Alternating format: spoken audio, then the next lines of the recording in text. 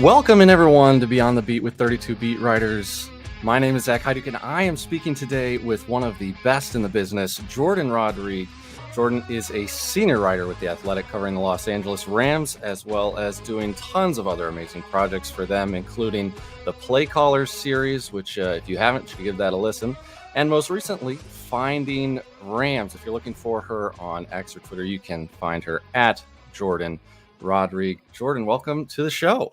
Hi, it's great to be here. I'm gonna go on my little complimentary rant here for a minute. I said this to you guys probably a couple years ago, maybe a little over a year ago. I really appreciate the way that you go about your job and your business. Like being a beat writer, people who are beat writers are so passionate about being a beat writer, and it matters so much to us to capture the little details and to educate the reader, to inform the fan, to inform a much broader community of people who use that content. And you guys are so careful and respectful and very cool about how you cite work, how you appreciate work, how you pay respects to the work that the people on the ground every day do.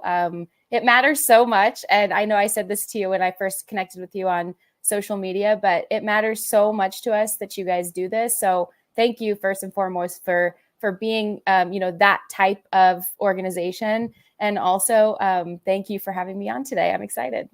Oh, thank you. No, we appreciate it. We wouldn't exist without you guys, of course. And when I first bumped into you at the Senior Bowl in person, I was trying not to fangirl too much because, and I think I said that to you at the time, but just because you do such great work. You really are one of the best. I mean that very genuinely. I don't know. I didn't bug you too much about it at the time, but did you know something? Did you? You asked me about. You were talking with Michael Penix, and you were he was leaving the media hall area, and you grabbed him, and I was just like, "There's something. I don't know what it is, but there's something there." And then he goes 8 overall to the Falcons. So I don't know what you got going on, but you knew something. I refuse to believe anything different. I appreciate you. I plead the fifth. All right. Yeah. Well, if there's some future project or something coming, I'll be looking forward to seeing whatever that is, if we get to hear whatever that is that you were working on. I guess keeping with quarterbacks here and getting to the Rams. Recently, we had, with the start of training camp here, some Matthew Stafford. I don't know if I'd call it drama or not, but explain to us a little bit about what happened with Matthew Stafford and Sean McVay in the last couple of days. Yeah, so Matthew Stafford and his camp, so his team of agents and all of that, sort of made it known through NFL Network during the draft that it was time to get him some more guarantees on his existing contract. I think everybody saw the way that the quarterback market has been inflating, and Matthew Stafford played at times a top 5 quarterback last season, a lot of the time a top 7, certainly top 10 quarterback. He buoyed the Rams in so many ways with one of the second youngest roster in the league. All new players, on both sides of the ball, and in all 3 phases, really 44 rookies or new players on that 2023 Rams roster that vastly exceeded expectations. And Matthew Stafford was one of the key elements of doing that, of lifting this team beyond external expectations. And, his contract didn't necessarily reflect that anymore. And now, to be fair, he did sign that contract after the Super Bowl, after he led the Rams to the Super Bowl and after the 2021 season, so spring of 2022. But this quarterback market, it rises so rapidly. And there were so many younger guys that were coming up that were about to be due. But it was time to get him locked into an extension at that time. And so it was a 4-year, $160 million, but there were only $15 million of $27 million guaranteed in 2025. And there was no money guaranteed in 2026. So this was something that obviously was important for someone his age, injury history. And then also, in my opinion, a bit of a statement to not just the Rams, but the league overall, as, hey, I know what I'm going to be capable of and how long I will be capable of doing it, or I believe I'll be capable of doing it. And I would like my money to reflect that. And so I think on the other side, the Rams are going to have, because we've seen them perform, we'll talk about them in a minute, a couple of offensive players and a defensive line that is going to come due contractually in a couple of years, and that's going to cost a lot of money. So balancing short-term wanting to make the quarterback feel valued, and then long-term planning for all of these young players that they're going to have to pay eventually, who have been standouts for them so far. That was where things just basically stopped in the spring, right? And it was very quiet. There was very little conversation about it. There was very little work done on this deal, especially from the team side, into basically the week leading up to training camp report day, which was Tuesday. And in the 3 hours in the morning on Tuesday, I heard from team and league sources that there were people there that weren't sure whether Matthew Stafford was going to arrive, right? And the group that arrived the night before, his guys, Kupp and Puka Nacua, Rob Havenstein, like they all were there the night before, and there was no sign of. So it was like people weren't sure if he was actually going to show up. So Sean McVay was scheduled to talk to us in the beat writers at 9:30 in the morning on Tuesday. And all of a sudden it just kept getting like pushed back and pushed back and pushed back. We're like, okay, he's working on something. So he's working on this deal. And then I had gotten a note from a source that said, right now he's working on this deal, this developing situation. So basically over the course of 3 hours, they had an entire off season, but basically over the course of 3 hours, and this just happens sometimes, over the course of 3 hours, they got this deal adjusted. Now, it very much feels like a compromise. I don't think that everybody got exactly what they wanted, unless the one thing that everybody could agree on is Matthew Stafford needs to be in camp and he lifts this offense, and Sean McVay needs to run efficient practices, and Matthew Stafford needs to at least have it known that he is a value to this team. His comments Wednesday were interesting because he said, I'm happy to be here this year. So to me, I'm always like, okay, great. What are we going to do next year? What are we dealing with next year? That kind of a thing. That's just how the brain of a beat writer works at this point. But so that's basically what happened Tuesday. Very, very long backstory into a very short, truncated, crazy, hectic period of time. But they got it done. And Wednesday, was the first day of practice. You couldn't even tell anything had ever happened. Okay, good. That's good to hear. Yeah, otherwise you maybe have like Stetson Bennett running the show, and who knows how that would go. Not to discredit him at all, but I think there's a pretty big difference between him and Matthew Stafford. Significant. So, yeah. Do you expect him just shortly here, and we can move on to the rest of the group here because I know you got a deadline. Do you see him performing pretty well this year? Any risk of, you mentioned the injuries and things of that nature? How do you see Matthew Stafford performing? Yeah, I mean, if he stays healthy, I think he'll just be the same guy you saw last year. They also have shored up this offense, and especially this offensive line, in a few significant ways, particularly the interior, to help him as he sort of tries to continue manipulating the pocket the way that he does. We know he's not a mobile guy, so getting that interior of the pocket, full of mass and talent, essentially, was really important for them. And also being able to run the ball effectively like they showed last year, that's going to help him a lot, especially keep him healthy, keep him upright. So as long as he stays healthy, the injury he had last year was sort of a freak thing. Sean called a trick play for no reason at the Dallas game, and he rolled up on his hand and hurt his thumb. And so that was, obviously that's not something that they'd like to repeat. So freak stuff can happen. You hope to remove as many unforced errors as possible, but freak things can happen. But as long as he stays healthy, I see no reason to believe that the arm has lost any juice, that his mind has lost any juice. We call him Skinny Stafford now because he's slimmed down. He is not mobile, but he's moving around better. He seems healthier just in terms of his general being. So, I think he's going to have a huge year if he can stay healthy. All right, good to hear. Part of the people who will be benefiting from that, if he does have a huge year, are, of course, sophomore now, Puka Nacua, and then, of course, Cooper Kupp, who's been there for a while.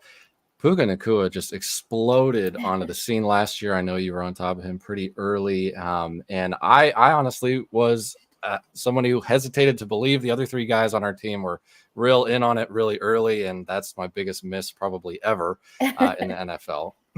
But, those two guys, obviously both very talented, but Cooper Kupp's a little bit older. How are those two going to work together this year? What roles are they going to have? And if I had to put you in a spot, who has the most productive season? Yeah, I think Puka, of the two, Puka will still be the most productive. But I would caution too. I mean, caution being a strong word, because he's going to be really good at this for a really long time. And he'll be as long as he can stay healthy, he'll be very productive for a really long time. I wouldn't expect the fireworks of last season necessarily. Part of that was our, I guess, surprise and joy of watching him emerge in general. So you attach a little bit of like sparkles to that, I think, mentally. But I think you're going to naturally see a little bit of a step back in some ways. He's just going to have,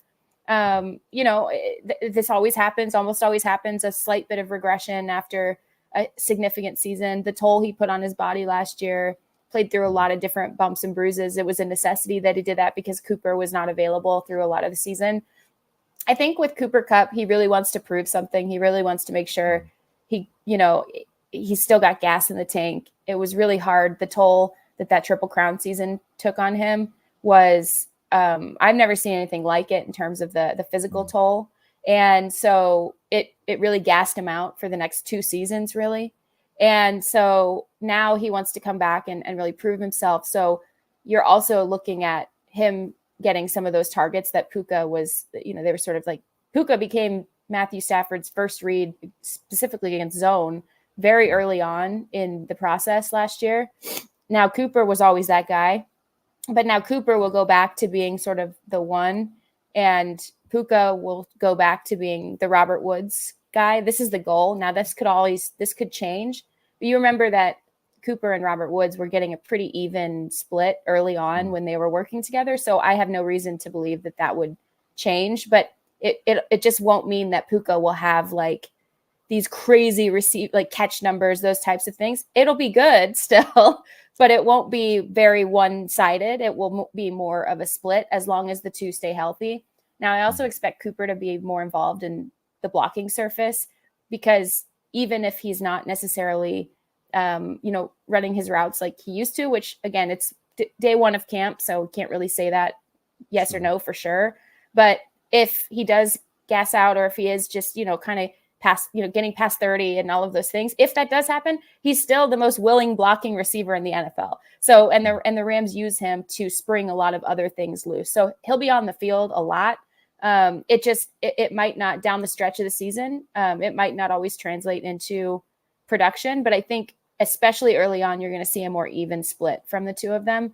And I wouldn't sleep on Demarcus Robinson either. I keep saying, looks like he's aging in reverse, and Matthew Stafford loves throwing to an X. Matthew Stafford loves throwing to a large framed individual. So Demarcus Robinson, and I know we'll get to it in a minute, but Demarcus Robinson, Davis Allen, Colby Parkinson, large framed individuals.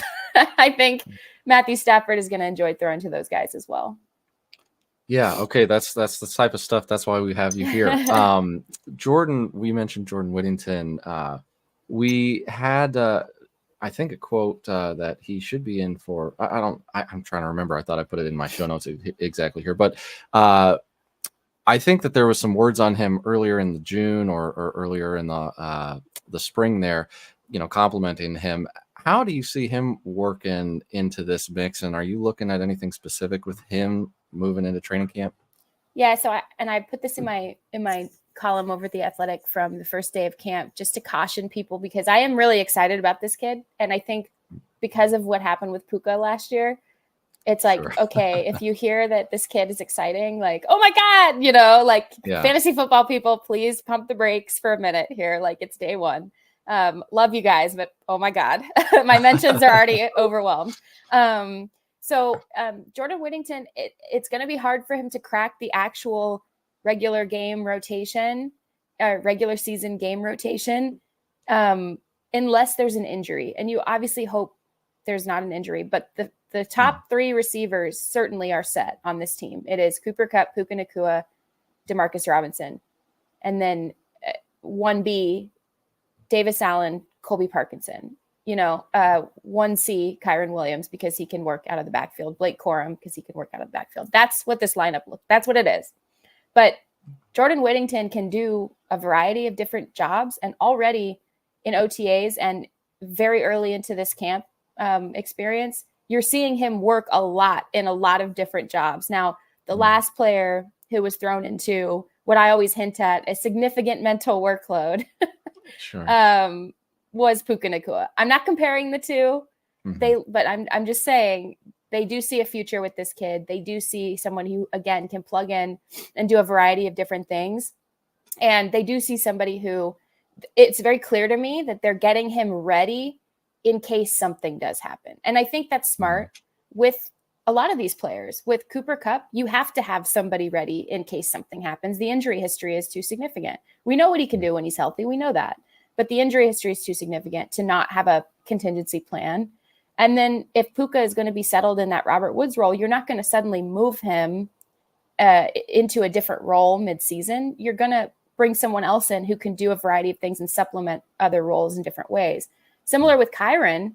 Kyren's injury history means they needed to go get Blake Corum. It's not that they think any less of Kyren, who is the lead running back on this team, but they also know that he has not been available for an entire season. And this is a team that wants to play into January and into February. The expectations internally of this team are sky high. And so having contingency plans like this, that's what I see Jordan Whittington, because if everyone stays healthy and it's not necessarily this year that's his year, then he'll be a step ahead of the process in his second season.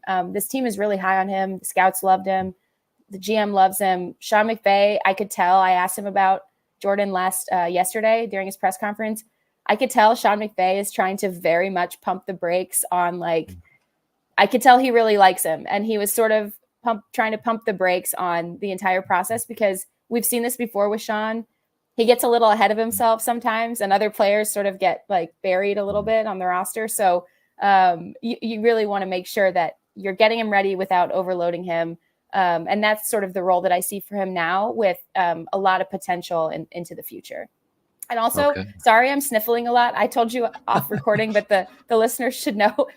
My dog, Tucker, knocked over an entire potted plant this morning, and it's just dust and soil everywhere. So apologies for sniffling, but I'm I think my eyes look glistening. I'm dying in this house right now. Oh, you're totally good. You're just so passionate about what you do. It's I know, Jordan. I'm crying emotional. over Jordan Whittington. Oh my God. So that's what I would say. I mean, you mentioned Kyren Williams there, and the running back room, and obviously Blake Corum, who they drafted in the third round. Yeah, I think a lot of people are like, oh my goodness, are they replacing Kyren Williams? We've seen with McVay and the Rams in the past, they tend to kind of, ride one guy for a while. And then, of course, with Todd Gurley, it's a bit of an exception given his knees and all of that. But then they, moved on. And it seems as though there tends to be one guy who's doing things and that's super successful, but then they maybe move on after a couple of years. So how do you see that working out? He's going to be in the last year of his deal this coming year, Kyren Williams, that is. Are they going to re-sign him? Why did they bring Blake Corum in? And how are their splits going to be, if you could answer that at this point in the season? Yeah, again, I think it's interesting because they are taking a really holistic, global view of this backfield, in that Kyren's their guy. Kyren is Sean's guy. Sean McVay, I think, if he could sign himself over to be Kyren Williams, Godfather, he would, right? It's his guy. And for great reason. I mean, Kyren, everyone likes being around him. I think he's on a captain's track. I think that this, he's a guy that teammates rally around. He's a leader. The problem has been the health, and, he has not been available the full season for each of his first two seasons. This is a run game that thrives with the style that he is. He's not, I would say, I was talking to somebody on the sideline yesterday. He's not a home run hitter necessarily, but he always hits doubles and triples, always. And it's almost like the guy doesn't bunt and there's no single, he's always doubles and triples. And that's so valuable for a run game that now is centered around extreme physicality, that is running a variety of different concepts, a lot of change ups, a lot of different types of runs. Started out as a man blocking team, a lot of gap runs, a lot of duo, Sean McVay running counter for the first time in a game, since 2017, where he used to be an outside and mid zone team. But then they shifted again into that middle zone and that outside zone, and they were getting to it from pistol. So they're doing a lot of different types of things with this run game, and Kyren can do all of those things. And you're not going to expect him to have that second gear, that closing speed to, again, hit those home runs. But you are going to expect him to always hit a double, always hit a triple, always be physical, always set up the linebackers in the right way, always know where his assignments are. And so they can trust him. The only issue is they can't necessarily depend on him staying healthy because there is just no proof of that yet. And so enter Blake Corum, because again, looking at this globally, and Sean even alluded to it yesterday in his press conference, they're looking at 17 games plus. They're not just looking at what are the splits going to be in September, or who is going to have, the most touchdowns in October. And I get it. Like, fantasy football is a very different framing, and that's great, but it's very different framing though than how coaches are thinking about this. Because what Sean is thinking about is, how can we keep Kyren Williams' legs fresh during the middle of January so that he can go rocket in February? How can we make sure that if there is an injury, we are comfortable sitting him, for X amount of weeks, and we have someone who does a lot of the same things that Kyren does come in seamlessly, and then Kyren plugs back in when he's healthy. That's kind of how this is going to go this year. So I know people don't necessarily want to hear this. There's very little predictability in what this backfield is going to look like. I can tell you, though, that Kyren Williams, as things currently stand, this is Thursday, July 25th that we're recording this. As things currently stand, Kyren Williams is the guy, is the lead rusher on this team.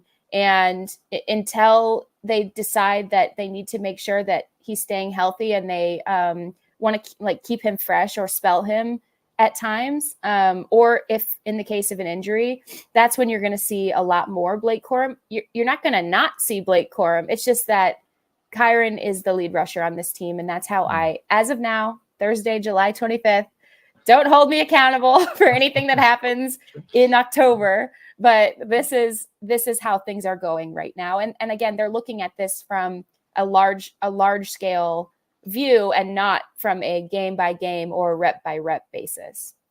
Okay. All right. Yeah. Good info there. Yes or no, Zach Evans makes the roster? Ooh, good question. It's hard because he's a bit of the odd man out right now, because Boston Scott came in, and Boston Scott is going to be absolutely critical to have on special teams. He has so much knowledge and ability in every phase of special teams, and especially with this new kickoff, that I do think that he has that advantage for that fourth running back spot. And then Ronnie Rivers is, again, another running back who's similar to Kyren, similar to Blake, not at the skill level necessarily, but also plays special teams very well. So if they can have two running backs playing these special teams roles at a high level, then that kind of leaves Zach, who has been working on special teams, but just has less experience.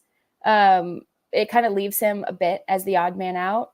And particularly if you can have two of your running backs, A, backing up the two starters, and B, contributing at a high level on special teams, it means in terms of your roster math, you need to make less receivers play special teams, which they would love to do. They don't want their receivers playing special teams past their top three. And so I think that for those reasons, those roster numbers kind of shake out that way. Now, I still believe in Zach Evans, because the thing he has that the others don't have is that second level speed. If he gets past the first level, his speed in the second level is outstanding. But they're just not right now looking at runners that necessarily do that versus the other stuff that they're looking at. Okay. All right. Yeah, that new kickoff, I think, is going to change the bottom of a lot of the rosters here this year. Tight ends, you mentioned briefly Colby Parkinson earlier. I believe Tyler Higbee is the only player for the Rams who started on the PUP this year. I'm not exactly certain what's going on with him. Just very quickly, what are the tight ends looking like headed into camp? Yeah, so the top two are Colby Parkinson and Davis Allen. Colby Parkinson's a veteran. They got him out of Seattle free agency. He can do everything. So they're going to use him a lot in the blocking surface as well as a pass catcher. Huge target. Again, Matthew Stafford really likes tall, wide door frame filling people as targets. And this is very apparent so far. Davis Allen, I think a little bit more of a pass catcher style, can still do some of the blocking work, but definitely more of the receiving type of tight end, and certainly has put that on display all through OTAs and into training camp.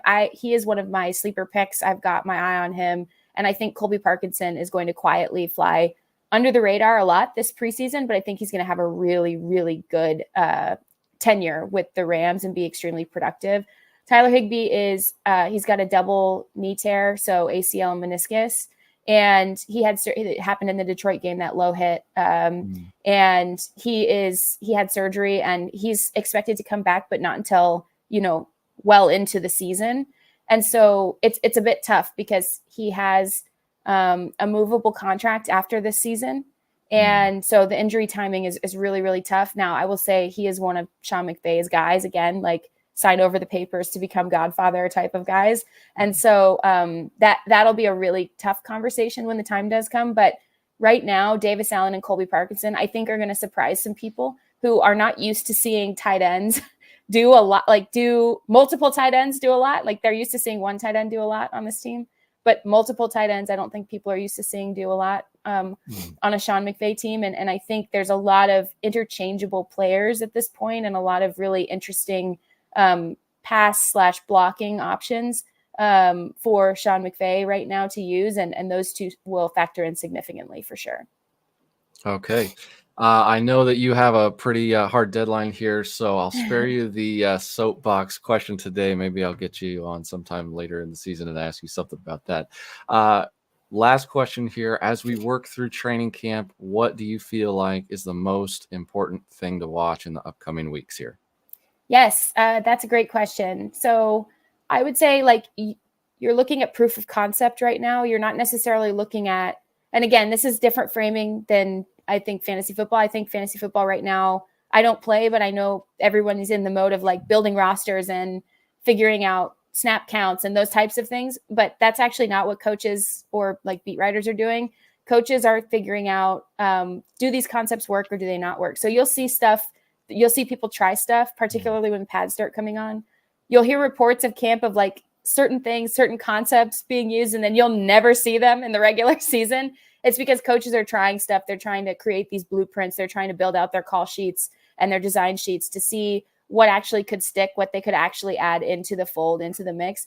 And so for me personally, that's always the most fun thing to watch. I remember watching this team run some of this duo that they actually spammed right through the first part of the season, very, very early in camp, and running some of these sifting tight end motion blocks that they were using in the run game that now a lot more teams are going to be using, that a lot of teams picked up around the middle of the season. The Rams were running that in specifically closed practices because they didn't want fans taking videos of it. And they were running these new things that I'd never seen before. And so watching them stack the pieces together, super, super fun. The other thing I would say, and this is, I guess, goes in a bit to a soapbox rant, but individual drills are always skewed for the skill player. So these poor corners, guys, let's not be so hard on the corners this year. Let's not be so hard when you watch these drills of so-and-so got cooked, all this stuff. These drills are skewed and in favor of the skill player, and then vice versa. Nothing about line play is real until the pads come on. But watch burst off the line, watch hand placement, watch feet. But until the pads go on, nothing is real. That's kind of my soapbox a little bit. But I had to hold it down for the corners because these poor corners, every year there's a viral video of someone getting cooked. And I remember the days, the Rams were playing this really interesting match zone. And I remember it was and the point was to keep everything in front of them. And Jalen Ramsey was in the star position. And I remember, during joint practices, all these videos and reports were coming out. It was oh my God, and it's no, actually he did what he's supposed to do. He kept the receiver in front of him and redirected him to a place he didn't want to go. Yes, he caught the ball for, 4 yards, but the goal is to keep 4 yards in the passing game versus, 20 yards behind you. So it was a lot. It's been a lot. And so I think that let's have context. I know I'm speaking to the void here, but let's have context. Let's remember nothing is real yet. And let's enjoy some football. There you go. So some words of caution to throw in with all the optimism and other observations and reports come out of camp. Thanks, Jourdan, for that. Thanks again for joining us. Before we let you go, remind us where we can find you and your work. Yes. So thank you so much for having me also, Zach. It's a pleasure. I will come back on with you whenever. I'm happy to do that. And I know we didn't get to you have such great questions, and I know we didn't get to everything. So anytime, I'm happy to jump on. You guys can find me over at The Athletic, at Jourdan Rodrigue on social media. And yeah, got some fun stuff cooking too, more larger scale projects. And you can also find me on a couple of different podcasts this season. So very excited to be able to share more about that when the time comes, but very, very excited about the year ahead. I love this. This is so much fun. It's hope season, so everyone's in a great mood. My dog was in such a great mood that he totally demolished a plant in my house just by sheer tail wagging excitement. Yeah. So it's hope season for all. Yeah. Everybody keep an eye on your house plants as we move out here. Thanks again for joining us. I really do appreciate it. And definitely keep a lookout because you're one of the best storytellers. And so if she's on some sort of podcast, be waiting for that announcement so you can give it a listen. Thanks again to everyone for joining us. Make sure to check Jourdan out, as she mentioned, and make sure to check out our website at 32beatwriters.com, where we've got player tracking tools, news summaries, and more. Make sure to keep up there for all the most fantasy relevant information or otherwise. For Jourdan Rodrigue, I'm Zach Hyduk. We will see you later.